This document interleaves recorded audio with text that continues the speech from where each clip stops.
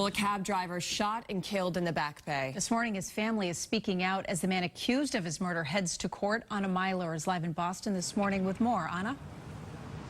Kate, Brianna, that victim was a father of 5. His sons say they are devastated by his death. They described him as a hardworking man who provided for his family, who loved Boston sports and gardening.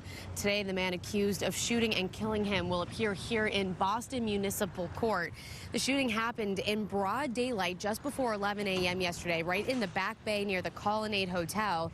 Police identified the suspect as 34-year-old Philip Foy of Pawtucket, Rhode Island. Police say he tried stealing a taxi, shot the driver several times, and then took off in the cab. About a block away from the scene, police arrested Foy and recovered a handgun.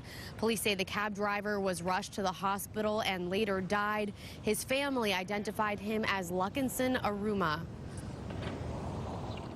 Hard-working man. He works hard, took care of his family. Hoping, wish that he didn't suffer, my father didn't suffer, trying to